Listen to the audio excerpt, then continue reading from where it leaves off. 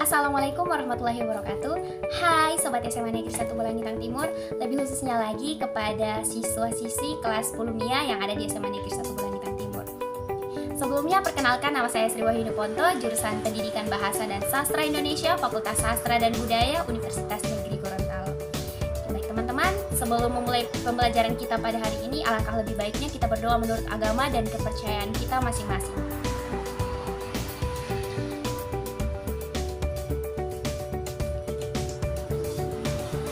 Nah, teman-teman, pada pembelajaran bahasa Indonesia melalui video media pembelajaran kali ini, kita akan membahas materi tentang tahapan menulis tes deskripsi menggunakan metode pembelajaran autentik. Semoga sesi belajar kita nanti produktif dan menyenangkan ya teman-teman.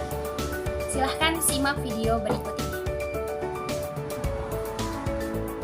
Nah, teman-teman, sebelum membahas tentang tahapan menulis tes deskripsi menggunakan metode autentik, kita harus tahu terlebih dahulu dong, apa sih itu tes deskripsi?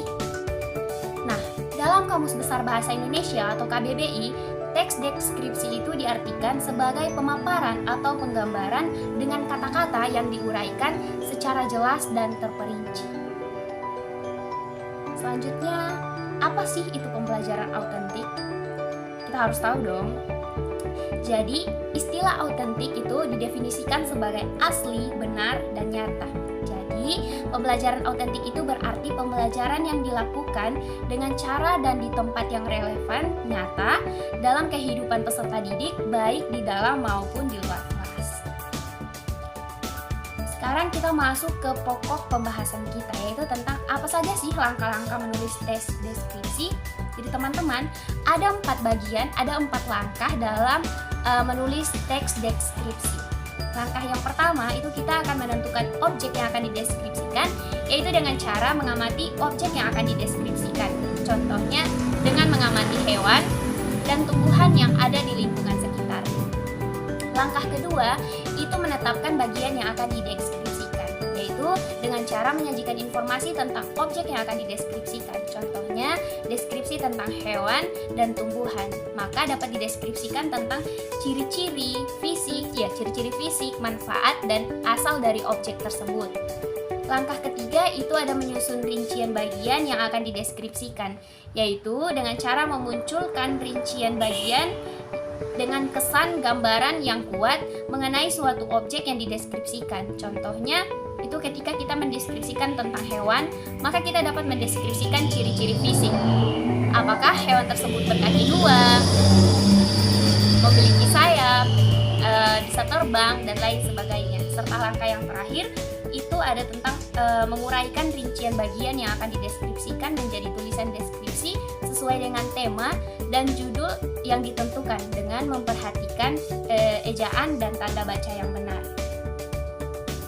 Nah, teman-teman sekalian, saya punya tambahan nih. Teman-teman harus tahu tentang apa saja sih struktur tes deskripsi itu. Nah, berdasarkan buku Khairunisa dan kawan-kawan, struktur teks deskripsi itu dibagi menjadi 3 bagian, yakni identifikasi, klasifikasi, dan deskripsi bagian. Sedangkan menurut Astuti, struktur tes deskripsi itu terdiri dari beberapa poin, yaitu sebagai berikut. Yang pertama, identifikasi yang berisi pernyataan umum dari objek yang akan digambarkan oleh penulis. Yang kedua, berisi tentang deskripsi bagian, yaitu tentang pemaparan dan penggambaran secara detail mengenai objek yang akan dijelaskan. Serta yang terakhir itu ada penutup. Nah, penutup ini berisi kesimpulan dan kesan dan pesan penulis terhadap objek yang sedang dia deskripsikan. Oke, baik teman-teman, saya rasa materi hari ini cukup. Terima kasih atas perhatiannya. Semoga harinya menyenangkan ya teman-teman. Bye. Wassalamualaikum warahmatullahi wabarakatuh.